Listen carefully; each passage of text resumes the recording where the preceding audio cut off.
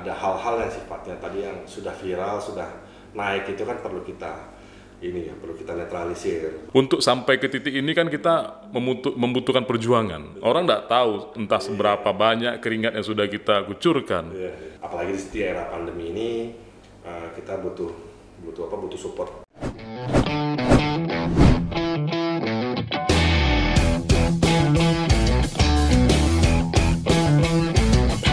Selamat datang di dunia nyata, karena ini bukan mimpi. Bang Muhammad Hendra Irawan. Luar biasa, hari ini podcast bukan mimpi kedatangan salah satu bintang tamu spesial, yakni General Manager PT Angkasa Pura II. Selamat datang di dunia nyata, Bang. Terima kasih, Bang Heru. Salam kenal juga untuk semua. Salam untuk seluruh pemirsa ya, TV. Jadi, Bang Hendra ini sudah berapa lama menetap di Pekanbaru ini, Bang? Saya, jadi udah 1 tahun. Udah lewat 1 tahun ini. 1 tahun. Ini lebih nyaman dipanggil Bang Hendra atau Bang Iwan atau gimana ini?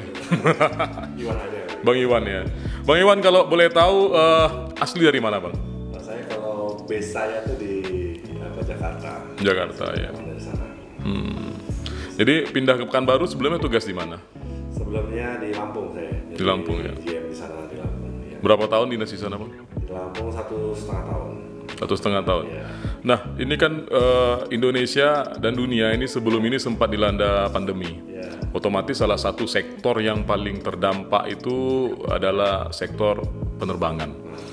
Waktu itu posisi Bang Iwan sedang bertugas di mana dan bagaimana menanggulangi permasalahan itu? Kan sempat ditunda itu berbagai macam penerbangan dan lain sebagainya gitu. Ya. Jadi memang kalau untuk pandemi ini kan kemarin terjadi kan di April ya, Iya, April 2020. Iya benar. Jokowi menetapkan sebagai status pandemi. Dan pada posisi saat itu saya jadi GM di Jambi. Oh, di Jambi.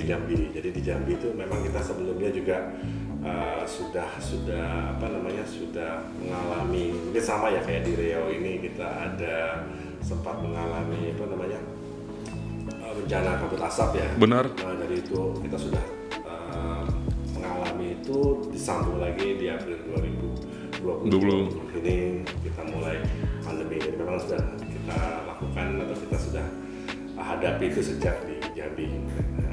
Nah, waktu itu kan sempat ada tuh pembatasan untuk skala besar waktu itu. Ya. Nah, bahkan penerbangan pun dibatasi waktu itu. Nah, gimana tuh Bang Iwan waktu menghadapi situasi seperti itu? Otomatis kan drop ini tingkat kunjungan masyarakat ke bandara waktu itu. Iya, memang itu semua yang dirasakan ya, dari semua bandara seperti sepi. Yang biasanya kita sudah banyak pengunjung, banyak aktivitas di bandara, itu terlalu sepi aktivitasnya, tenannya juga tutup, lalu karyawan kita juga kita akan lakukan pembatasan, ada yang di rumah, ada yang di kantor, jadi memang kita lakukan semua pembatasan. Jadi konsepnya seperti itu karena kita lebih mengedepankan kan pada saat itu kesehatannya kan. Kita alami itu, jadi memang pernah satu kondisi ada satu ketentuan yang memang kita tidak memungkinkan untuk melakukan aktivitas penerbangan.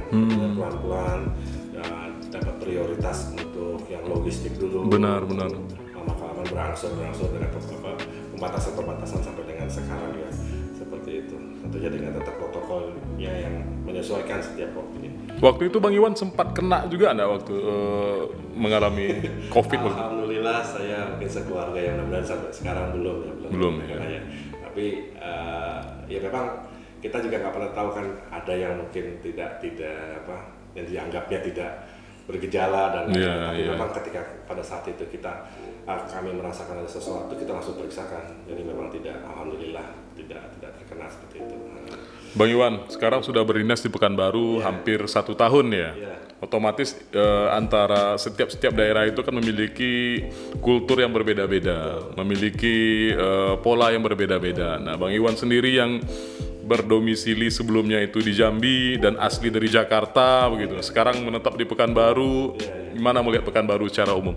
Pekanbaru ya nyaman lah ya. Jadi memang kondisinya juga, terutama dengan trafficnya juga lebih bagus lah dibanding dengan bandara-bandara yang sebelumnya saya secara pribadi saya bertugas gitu loh.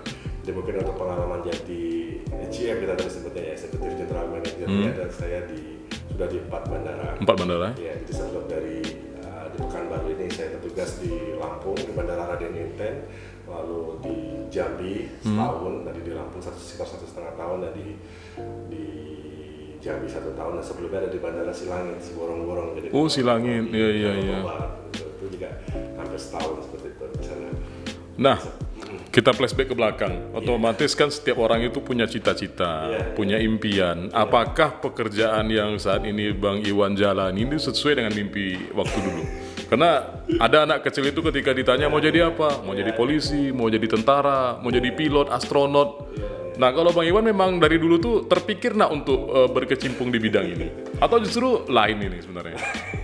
Iya, jadi saya tuh sebenarnya basic saya arsitek. Arsitek. Jadi, saya kuliah di arsitek dulu di tahun 97, lalu ngambil S2 juga arsitek juga. Jadi sebenarnya kalau pas ketika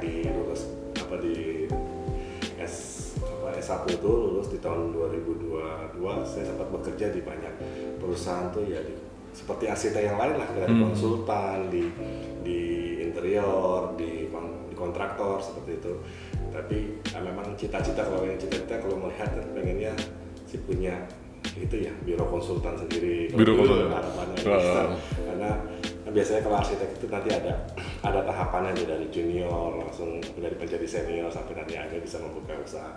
Intinya memang minat kita di desain dari awal seperti itu. Nah, memang di 2006 pada saat itu ada rekrutmen di Angkasa Pura. Memang Angkasa Pura itu semangatnya pada saat itu sedang membangun. Kalau dulu kan kita sifatnya pelayanan aja ya, pelayanan di masyarakat. Terusnya sampai dengan 2006 itu isunya lebih ke kapasitas, keterbatasan kapasitas di berbagai macam bandara, termasuk di Kuala Namu. Nah, situ ada rekrutmen. Mungkin nasib saya yang akhirnya sampai sekarang di Angkasa Pura dimulai dari situ, jadi saya ikut rekrutmen. Tapi memang di proses pencarian itu dari 2002 sampai dengan 2006 itu kita pindah sana pindah sini, kayaknya kok saya di konsultan udah pernah, di kontraktor udah pernah, kayaknya di owner ya, kayaknya asik banget jadi owner ya, nyuruh doang gitu. Tapi akhirnya kita ada kesempatan itu, saya mulai tuh mencari kerja. Kalau ada lamaran di BUMN, atau di PNS itu yang akhirnya saya lamar seperti itu, akhirnya sampai jatuh di Angkasa Pura seperti itu.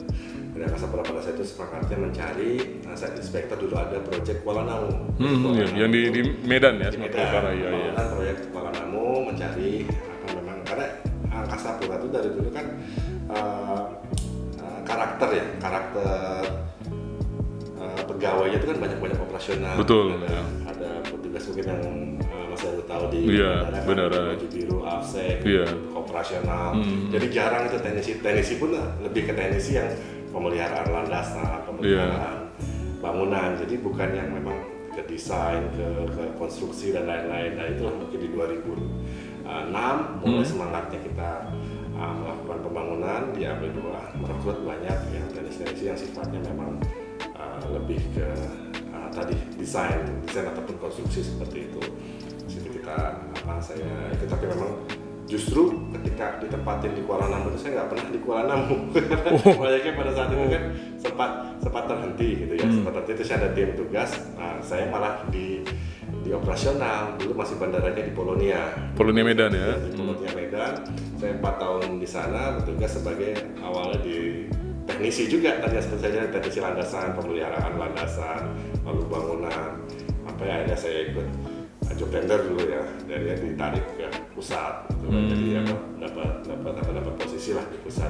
Di sana juga banyak, hampir 7 tahun saya di sana tuh lebih ke perencanaan, jadi memang di bidang desain sesuai lah artinya. Jadi memang pengembangan dari semangat pengembangan itu kan masih ada, banyak semua bandara, ada bandara yang diambil alih, butuh pengembangan, itu yang kita lakukan sampai akhirnya pertama kali menjadi senior leader tuh jadi AGM tuh disilangin seperti itu. Nah, sampai sekarang jalurnya kembali lagi ke operasional. Kalau kita bicara soal GM ini kan lebih kepada manajemen, lebih pada leadership. Betul. Nah, ketika masih menjabat di bidang-bidang teknis, itu kan semangat kita untuk menularkan passion kita, ilmu kita itu kan bisa tersalurkan. Nah, ketika sudah berada di pucuk pimpinan ini bagaimana, Mas? Ya, apakah semangat tadi masih bisa tersalurkan penuh atau hanya sebatas justru yang muncul itu ini nih pengennya begini nih, tapi teknisnya ternyata begini ya? Ada nggak rasa-rasa begitu?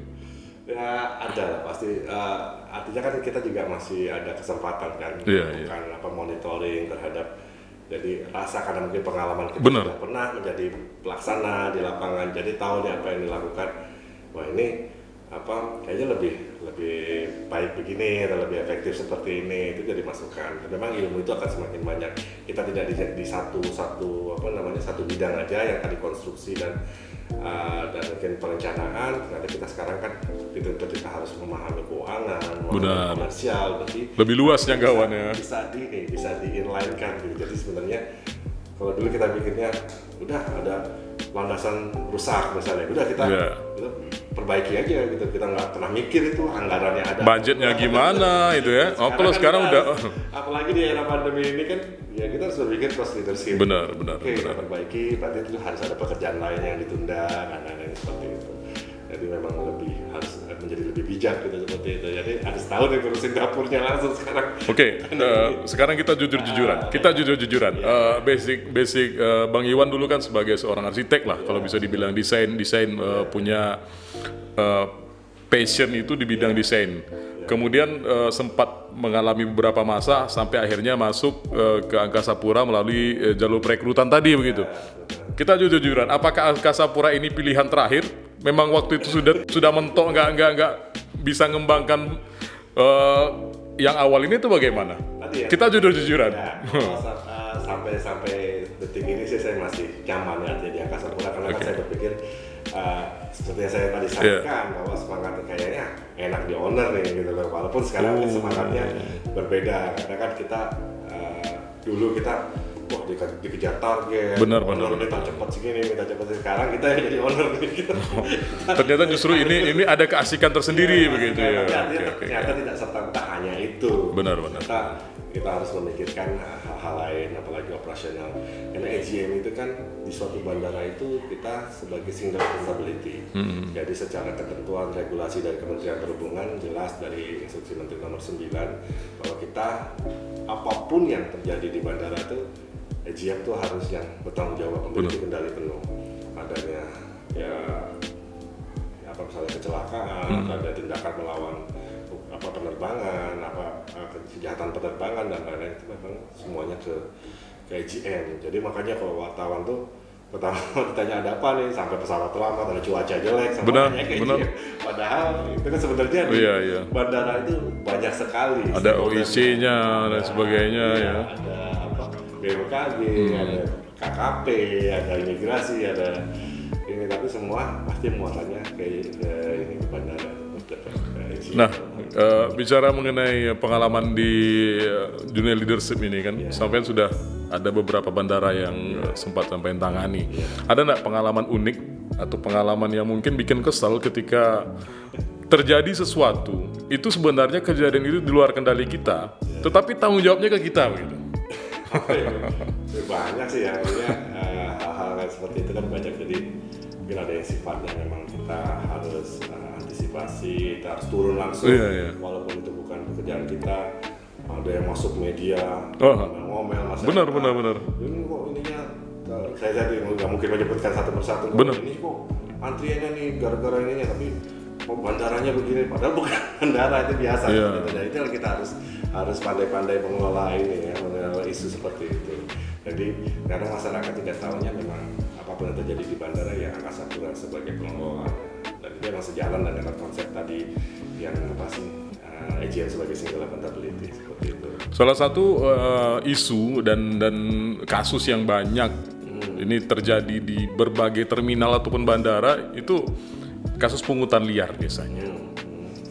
Tentu ya ini ada di beberapa tempat begitu. Kita tidak mengeneralisasi semua tempat, tapi kasus pungutan liar ini memang kadang-kadang itu terjadi di sejumlah terminal dan bandara begitu. Nah, sampean pernah sempat pusing nggak gara-gara kasus itu? Ya benar sih, jadi di sini aja. Iya. Juga ada karena sebenarnya itu hanya apa namanya riak-riak di lapangan lah ya. Oke. Padahal sebenarnya kondisinya setelah kita panggil yang bersangkutan ini benar nih ada ini.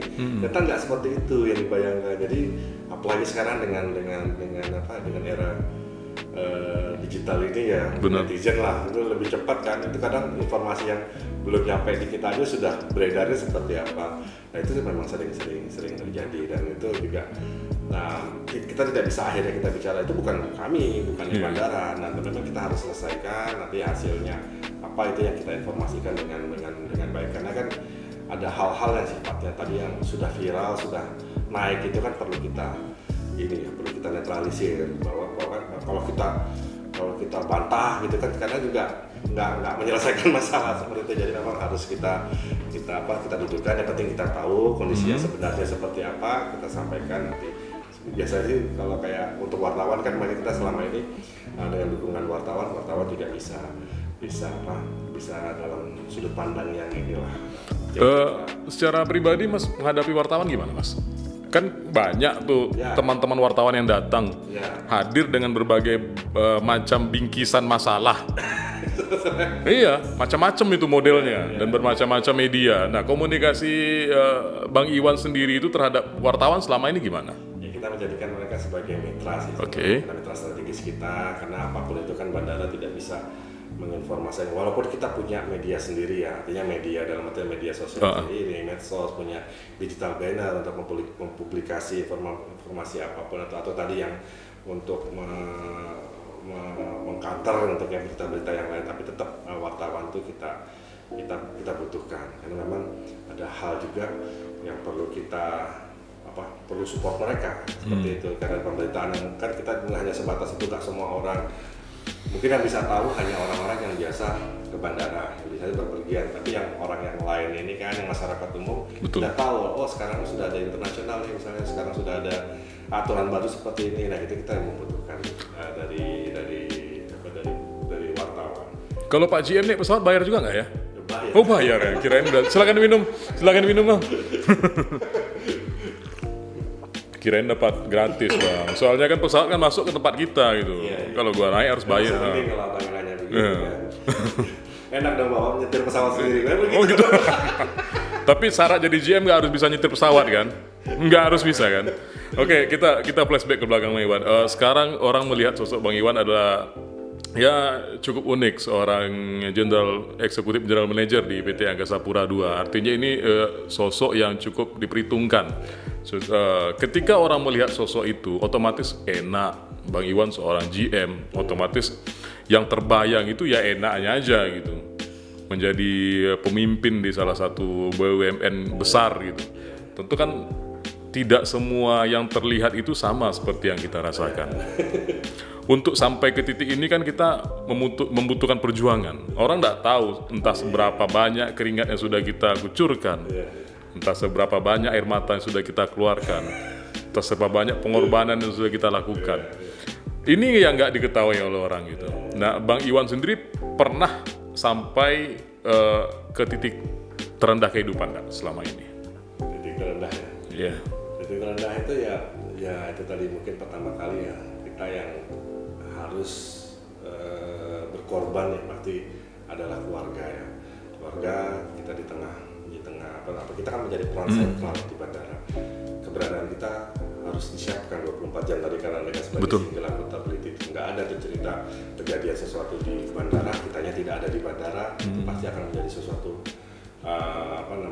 permasalahan gitu loh. Jadi kita harus memberikan keyakinan terhadap terutama keluarga kita, istri kita, anak-anak kita, bahwa kadang Sabtu Minggu pun Bapak harus kapan liburnya Bapak gitu ya. Apalagi apabila terjadi kita kan hanya memastikan ini bahwa bandara ini kan digunakan untuk take off landing pesawat, ada penumpang yang dengan berbagai macam karakternya. Betul.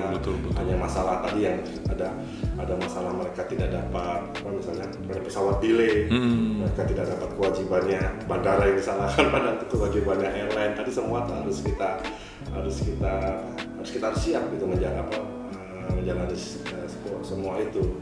Tapi memang terkait hal yang paling sulit ya itu mungkin selama ya tadi kan mungkin bisa selama saya bekerja di bandara ya memang ada satu fase saya harus sendiri ya waktu masih di langit ya saya sendiri, bisa jarak jauh banget dengan itu. Memang saya harus meninggalkan keluarga di mana istri saya pada saat itu hamil dan ya alhamdulillah, dan di saat kelahirannya pun itu pas perpindahan gitu, pas saya pindah ke Jambi, saat dapat SK itu istri saya pas mungkin berkah anak ya langsung saya, dan memang istri saya itu bisa ya pas anak saya yang terakhir itu memang ya mungkin itulah saya nggak bisa sering mendampingi ini lah istri saya gitu loh.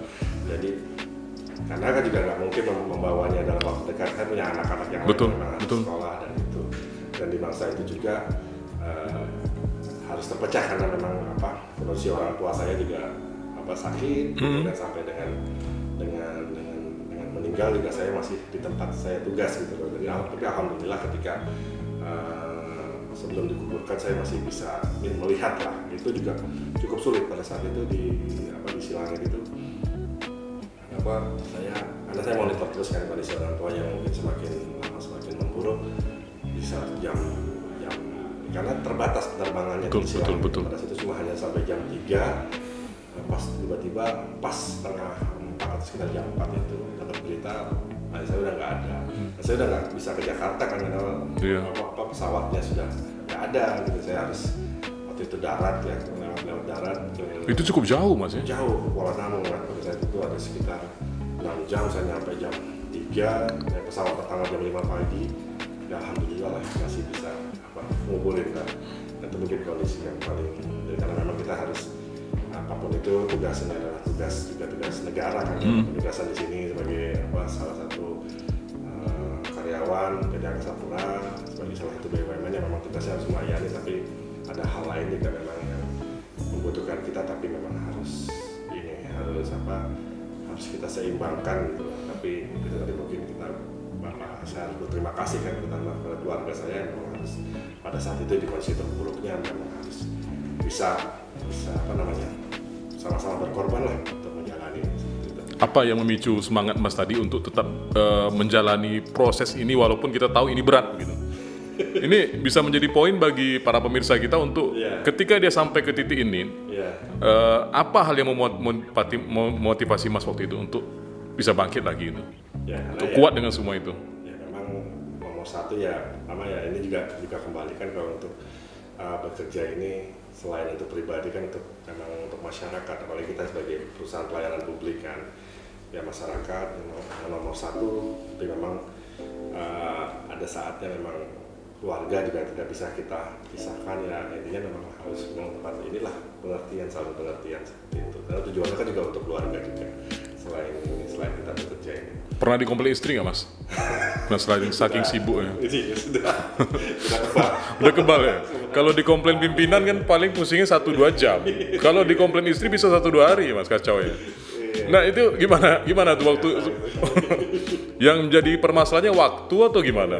Kalau ekonomi aman lah ya, nggak mungkin dikomplain karena nggak ngasih duit ya. Karena sudah terbiasa, itu kan juga kita tahu lah kadang suaminya harus ke kantor saat di hari libur juga, apalagi kalau sudah ada pekerjaan misalnya yang memang perlu kita ya, misalnya perbaikan, saya perlu monitor langsung karena mungkin sudah menjadi perhatian khusus mungkin dari direksi ataupun dari kementerian. Itu juga yang sifatnya memang karena ada fase-fase khusus, misalnya bagi angkutan haji, angkutan lebaran itu kan kita tidak bisa tinggalkan gitu kan, karena pasti ada lonjakan, benar. nanti ada penumpukan penumpang. Ya istri dan yang paling berat ya memang itu di saat kita ini berbeda sudah jadi sama yang mungkin sama orang lain, betul, karyawan lain ketika mereka happy gitu kan. Kita malah tugas. Lagi sudah masuknya periode liburan. Kita justru sibuk itu, ngurus orang lagi liburan. Nggak boleh cuti ya. Betul, nggak boleh cuti gitu ya. Nanti selesai mereka liburan, kita boleh cuti. Anak udah masuk gitu. Benar. Itulah kita jalani selama ini seperti itu. Itu nggak jauh beda sama kami jurnalis juga gitu. Betul. Jadi ketika orang lagi sibuk-sibuknya, kita pun lagi sibuk-sibuknya. Iya, ini ajang curhat, podcast curhat. Waktu itu pernah Lebaran. Waktu Lebaran, justru kami waktu Lebaran orang lagi ngumpul dengan keluarga, kami disuruh liputan open house di rumah pejabat. Ya itu, ngambil suasana kota. Oh, kota Pekanbaru sepi. Bandara, tingkat kunjungan penumpang di saat H-1, H+1, ya itu. Betul. Ya itulah. Sering kan, kami pun sering dikomplain gara-gara itu, Mas. Tapi lama-kelamaan terbiasa. Jadi salah satu trik agar nggak dikomplain istri, diamin aja. Lama-lama dia bosan sendiri. Dan kita pun kebal sendiri dengan komplain-komplain tadi gitu loh. Oke, Bang Iwan, kan Bang Iwan aslinya dari Jakarta. Nah dulu waktu di Jakarta, waktu awal-awal bersekolah di Jakarta, itu pengalaman apa yang bisa kita bagi dengan para pemirsa di podcast ini nih? Mungkin ada nggak pengalaman unik waktu dulu gitu? Atau sekolahnya dulu memang sudah ternyata sekolah di sekolah internasional gitu kan? Memang sudah anak orang kaya gitu atau bagaimana? Ya wajar aja gitu. Memang saya tuh lahir itu besar ya. Kalau lahir saya itu kalau Jakarta atau di Pasar Minggu, tapi saya besarnya di Kemayoran. Kemayoran dulu tuh ada bandara. Jadi mungkin saya dari kecil udah nyium aftur kali ya. Jadi membawa ke angkasa pura seperti itu. Jadi memori yang saya ingat dari tahun 87 atau 85 gitu ya. Dan dulu ada Indonesian Airso. Itu kita tuh masih kecil-kecil karena rumah kita tuh itu nggak jauh tuh ada pagar bandara, kelihatan lah karena sudah terbiasa melihat aktivitas bandara karena di pinggir-pinggir. Artinya dari dulu sudah disiapkan Tuhan ya. Main juga di rongsokan pesawat itu kita sama teman-teman ke Setengah Tawon itu tuh biasa lah, terus masuk ke lumpur hidup, lalu main di sini ada mobil kalau di pemadam kebakaran tuh zaman dulu ada yang bangkai di bengkelnya kita main biasa seperti itu. Jadi pas air show itu padat itu sampai mobil itu parkir di depan rumah kita. Mungkin malah kita jadi tukang parkir itu kecil gitu. Padahal kita nggak ngapain cuma gini-gini dikasih duit. Jadi mungkin memang sudah dari kecilnya ini ya. Tapi nggak pernah terpikir gitu ya. Iya, tapi udah bisa mulai itu, tapi nggak pernah melihat kok asik ya kerja di bandara kayak gitu. Enggak ada itu. Ya kalau kita flashback ke belakang, kadang apa yang kita alami sekarang ini, itu memang Tuhan sudah mempersiapkan dari dulu. Minimal perkenalan atau dan lain sebagainya. Kita nggak sadar itu. Di titik tertentu kadang-kadang kita seperti deja vu. Oh ya, aku pernah ngeliat ini, tapi kapan gitu. Ya memang momen-momen seperti itu. Nah, kita bicara soal yang Bang Iwan capai saat ini otomatis kita berharap ini bukan menjadi puncak, tetapi awal untuk karir Bang Iwan supaya lebih bagus ke depan lagi. Nah, otomatis untuk mencapai titik ini kan dibutuhkan tekad dan kerja keras, karena proses hasil itu pasti akan sejalan dengan proses. Tidak ada proses itu membohongi hasil. Nah, ketika Bang Iwan menjadi leader, menjadi pimpinan, apa yang paling Bang Iwan tekankan kepada anggota-anggota? Ya, kalau kita sih memang sebenarnya kalau dari BUMN sendiri itu kan kita ada core values akhlak yang sangat bagus. Yang mana kompeten, harmonis, loyal, adaptif, dan kolaboratif. Jadi semua nilai-nilai itu semua bagus. Kita sebagai pribadi juga saya melihatnya yang nomor satu memang kalau kita yang satu jadi orang yang jujur ya, jujur. Kita nggak usah neko-neko apa gitu, karena orang bisa cerita macam-macam. Betul. Kita tidak amanah tadi kan. Kita tidak integritas nomor satu, juga kita tidak bisa menjaga itu, jadi orang susah membangun kepercayaan. Mungkin nomor 2 menurut saya hal yang penting dari itu kita peduli gitu. Jadi peduli, kita tidak merasa ini adalah kerjaan orang. Betul. Atau ini misalnya ada penumpang gitu lah, Lebih responsif lah ya. Kita misalnya di bandara saya keliling ngeliat sampah, ya kita ambil nggak ada salahnya gitu kan, kita ambil kita masukin itu. Siapa tahu itu bisa berdampak buruk gitu, apalagi zaman sekarang viral dan lain-lain. Jadi hal-hal itu kita memang kepedulian, kita ngeliat juga rekan kerja kita sulit, ya kita bantu. Gitu. Kita nggak usah ngeliat ininya aja lah, nggak usah ngeliat apa kembalinya ke kita gitu kan, nggak usah berpikir situ, tapi kemudian terakhirnya konsisten kita lakukan itu, selalu lakukan sesuatu itu secara konsisten, sesuatu yang baik ya, dalam artian itu adalah modal yang berharga kita menjadi seorang pemimpin ya. Selama ini saya memimpin di beberapa ini, saya kedepankan itu, jadi integritas, peduli dan konsisten. Oke, kalau melihat dari yang Bang Iwan sampaikan tadi, otomatis kan Bang Iwan di momen-momen tertentu kan akan turun langsung ini. Ya. Ketika melihat ada kendala di lapangan, turun langsung. Misalnya ada antrian membludak, ada kekacauan, turun langsung. Pernah nggak diomelin penumpang? Dan dia nggak tahu yang diomelin ini GM di situ gitu? Pernah ya? Pernah ya? Biasa nggak apa-apa. Ada yang sampai ke ruangan juga. Ada yang sampai ke ruangan. Mau ketemu GM-nya ya udah. Iya. Kita hadapin nggak ada masalah seperti itu kan. Hasilnya kita minta maaf kalau memang ada hal-hal yang tidak berkenan, tapi kadang keterbukaan itu kan malah jadi masukan buat kita kan, kebaikan ke depannya gitu. Nah, PT Angkasa Pura II ini kan salah satu BUMN yang cukup sentral lah di Indonesia. Nah, otomatis keberadaan GM-nya ini menjadi wajah juga di suatu daerah-daerah itu.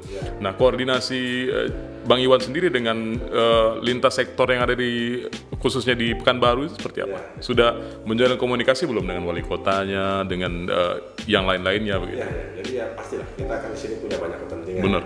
Pertama terkait dengan operasional bandara sendiri, kita tetangga kita persis kan juga dengan Lanut ya. Betul ya. Jadi dengan kita Pak dan Lanut, lalu mungkin terkait dengan apalagi di era pandemi ini kita butuh support sekali kan dengan kantor kesehatan pelabuhan, lalu di sini juga ada dinas kesehatannya, lalu untuk kebijakan-kebijakan yang kita butuh support dengan dinas perhubungan, tentunya dengan para pemimpinnya ya. Betul. Dengan Pak Gubernur, Pak Wali Kota, juga dengan stakeholder lain, kita pasti berkoordinasi dengan pasti butuh seperti itu. Sudah kita lakukan artinya. Dan itu adalah bagian dari program kita juga, stakeholder engagement itu. Kalau untuk CSR-nya sendiri, seperti apa kita menyalurkannya? Dan CSR juga gitu ya, pasti yang pertama kita utamakan adalah karena CSR-nya ada 2 ya, ada yang sifatnya bantuan lingkungan, ada yang pembinaan atau pengembangan UMKM seperti itu. Memang yang sekarang kita dorong kan lebih ke UMKM-nya yang lebih banyak. Jadi yang kita bantu pun ya memang masyarakatnya terdampak, karena kan dengan adanya bandara ini ada yang terganggu, ada yang terkait kebisingannya, terkait terhadap dampak lingkungannya, dan itu yang memang kita bantu di awal, kita prioritaskan. Nah, selain juga mungkin ada aspirasi beberapa terkait dengan tadi kan pemerintah daerah, pemerintah provinsi, seperti itu kita support. Tapi kalau untuk yang bina lingkungan kan memang dengan kondisi finansial perusahaan juga saat ini kan kita sesuaikan gitu, seperti itu. Jadi memang tahapnya sekarang proporsinya lebih banyak terkait. Ini kan sudah 1 tahun ya di Pekanbaru ya. Sudah secinta apa dengan Pekanbaru? Cinta ya. Itu sebenarnya ini punya memori khusus ya di Pekanbaru. Jadi punya mantan di sini dulu enggak? Oh, enggak. Ya, tahun 2013 pernah penugasan sebenarnya dulu di sini. Nah ini mengoperasikan terminal, karena saya cerita saya pernah dikonstruksi, pernah di waktu merubah terminal kita ini ya. Terminal baru ini kita terlibat dalam pengoperasiannya sampai berjalan itu ada nggak lama sih sebenarnya, sekitar 2 minggu sampai 1 bulan ya saya lupa di situ. Dan saya sampai hari terakhir tuh, hari pengoperasian, terus udah saya pulang tuh, udah nggak kurus tuh, barang udah kumis gondrong gitu, udah baju udah kangen lah sama keluarga seperti itu. Kita pulang tuh, waktunya pulang. Nah ketika waktunya pulang udah dioperasikan. Nah ketika dioperasikan kita waktunya pulang dan menunggu, udah dipanggil tuh pesawat ini udah mau naik Batik kalau nggak salah, Batik tik kita udah boarding, kita naik. Tapi kan dulu kan belum ada garbaratanya. Iya. Kita masuk, naik tangga, mobil, iya, baru naik tangga gitu ya. Gitu. Terus habis itu, Pak, naik lagi, kenapa? Pesawat tergelincir gitu. Gak pulang tuh. Nah, wah suruh naik lagi ya, karena mungkin karena saya orang Angkasa Pura juga kan. Jadi paham gitu ya. Jadi kalau kita ini apa sih, ada masalah apa? Ya udah, kita gitu sampai tim yang evakuasi itu datang malamnya. Nah, baru udah bisa tuh pesawatnya kan menghalangi ya, karena saya sudah diangkut, berangkatlah pesawat. Berarti kan pesawat saya itu yang berangkat pertama. Baru ingat tuh barang saya di dalam semua. Waduh. Itu barang saya di atas semua, Pak. Untungnya ada yang nampung di sini kan. Udah kan di rumah ya. Untungnya dompet sih masih ada gitu, tapi kan baju semua udah di sana. Kayaknya sudah pas malam udah. Sampai di sana kopernya belum ini, lama banget ketemu. Artinya itu udah tanda ya, harus tinggal di Pekanbaru. Minimal barangnya dulu, akhirnya orangnya gitu. Iya. Oke, Bang Iwan, terima kasih sudah berbagi cerita di podcast Bukan Mimpi. Sukses terus, kita doakan. Amin, amin. Semoga ada manfaatnya. Sukses terus, kita doakan. Kalau nggak ada manfaatnya, minimal kontennya pun bisa tayang gitu loh. Oke, kita doakan Angkasa Pura maju terus. Kita senang bisa dikunjungi Bang Iwan hari ini. Terima kasih. Mudah-mudahan apa yang Bang Iwan perbuat hari ini akan menjadi sesuatu yang lebih besar ke depannya. Nah, seperti biasanya di segmen terakhir ini ada satu pertanyaan yang kami tanyakan ke seluruh bintang tamu. Ini kan judul podcast kita Bukan Mimpi. Nah, kalau seandainya Bang Iwan dikasih satu kesempatan untuk bermimpi dan mimpi itu hari ini menjadi kenyataan, apa satu hal yang paling Bang Iwan inginkan? Dan itu harus dijawab. Kalau enggak, ini podcast nggak tutup. Mimpi maksudnya menjadi apa gitu? Apa yang paling Bang Iwan inginkan saat ini untuk bisa terwujud? Satu impian Bang Iwan yang paling Bang Iwan inginkan untuk saat ini bisa terwujud. Ya, saat ini ya umum lah ya, berarti ya Indonesia lebih baik lah. Oh, ini mimpi presiden nampaknya nih. Oke, terima kasih Bang Iwan. Selamat datang di dunia nyata, karena ini kan mimpi. Mimpi J Angkasa Pura, mimpi presiden ya. Gawat. Daripada salah. Iya. Dengar Pak Jokowi ini saingan katanya.